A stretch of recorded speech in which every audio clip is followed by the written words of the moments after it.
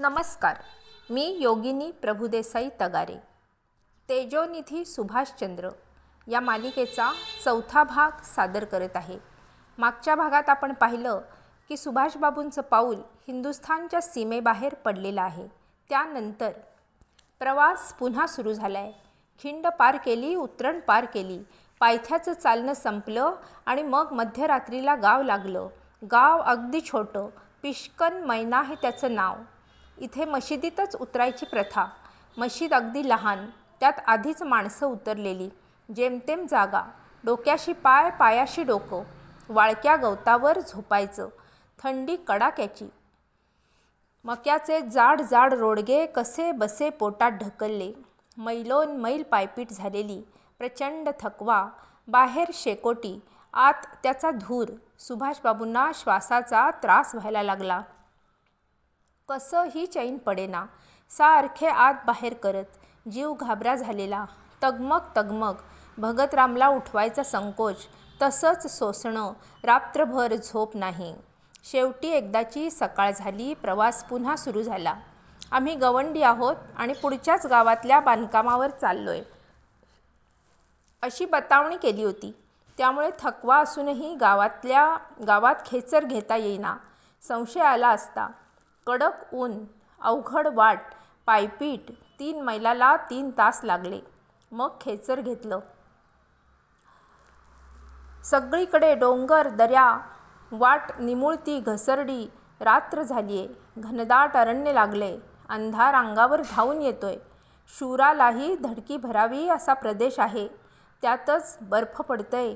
वाऱ्याचा अतिशय भीतीदायक आवाज. एकाकी वाट चालणारे हे दोघे शूरवीर. आता खडा उतार लागला. क्षणोक्षणी चक्कर येईल की काय असं वाटायला लावणाऱ्या दऱ्या वासून पुढे आल्यात.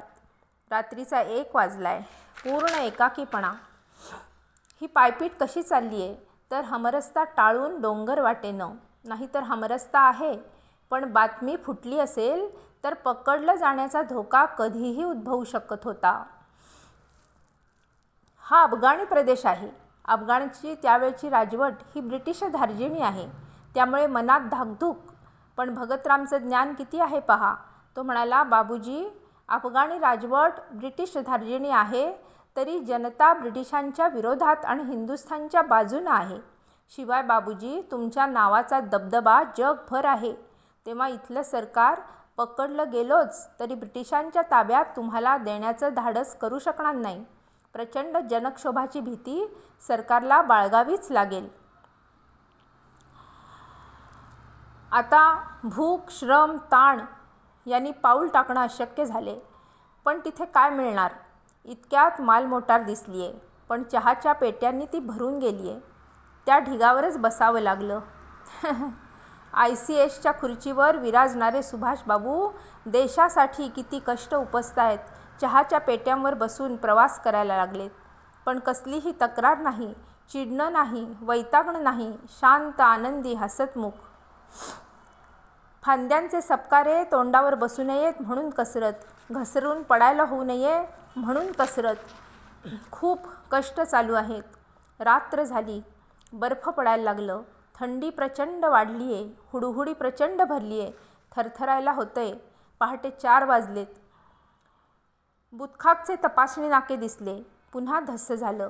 भगतसिंगची साथ किती समर्थ आहे. त्यानं अगदी छोटी पण बेमालूम युक्ती लढवली आहे. तो म्हणाला, बाबूजी, तुम्ही ड्रायव्हर्सच्या बरोबरीनं पुढे चालत राहा. नाके कारकुनाला वाटेल तुम्हीसुद्धा ड्रायव्हर आहात. ड्रायव्हर्सना सही करावी लागत नाही. त्यांची चौकशी पण होत नाही. या अगदी साध्या युक्तीनं प्रसंग पार पडला. थोडी विश्रांती, चहा होऊन पुन्हा सकाळी प्रवास चालू झाला. आता काबूल फक्त 13 मैलावर आहे. पण वेशीवर मालमोटारी तपासत असत म्हणून मालमोटार सोडावी लागली. तासभर जाऊ दिला. मग टांगा केला. ज्यांनी या दोघांना त्या रस्त्यावर पाहिलं असेल ते पुरेसे पुढे जाऊ देत. पुन्हा भेट झाली तर मालमोटार सोडून टांगा का केला असा संशय त्यांना यायला नको. 2 तासांनी टांगा काबूलमध्ये शिरला. लाहोरी गेट हा तो भाग आहे. साहस यात्रेचा एक महत्त्वाचा, अत्यंत साहसी, संघर्षमय, कमालीच्या शारीरिक कष्टाचा, कमालीच्या मानसिक ताणाचा अतिशय महत्त्वपूर्ण भाग सुभाषबाबूंच्या या काबूल प्रवेशाबरोबरच समाप्त झालेला आहे. सलाम या प्रचंड साहसाला, सलाम त्या सोसण्याला आणि या सगळ्या मागच्या प्रचंड देशभक्तीला. आज तारीख आहे 27 जानेवारी 1941. वेळ आहे सकाळी 11. याच दिवशी याच वेळी राजद्रोहाच्या आरोपाखाली कलकत्ता न्यायालयात सुभाषचंद्र बोस यांना हजर राहायची राजाज्ञा आहे. त्याच दिवशी त्याच वेळी सुभाषचंद्र बोस काबूलमध्ये प्रवेश करत आहेत. आज कलकत्त्यात नव्हे साऱ्या देशात, नव्हे साऱ्या जगात हाहाकार उडणार आहे. सुभाषबाबूंचं नाहीसं होणं उघड होणार आहे. अनेक देशात चर्चेचा मुख्य विषय होणार आहे. साऱ्या हिंदुस्थानचे श्वास आज रोखले जाणार आहेत. तर इंग्रज सरकार संताप आणि फजिती यांनी वेडं पिसं होणार आहे. सामर्थ्याचा दर्प बाळगणाऱ्या ब्रिटिश गुप्तचर यंत्रणेला, ब्रिटिश पोलीस यंत्रणेला आणि खुद्द ब्रिटिश सरकारला एका ध्येयवेड्या क्रांतिकारकानं, एका जिगरबाज देशभक्तानं एकट्यानं सरळ सरळ हुलकावणी दिलेली आहे. ब्रिटिश साम्राज्य सत्तेचा शत्रू क्रमांक 1नं त्या साम्राज्याला दिलेला हा फार फार मोठा धक्का असणार आहे. उगाच नाही ब्रिटिशांनी सुभाषबाबूंना शत्रू क्रमांक 1 मानलेला आहे.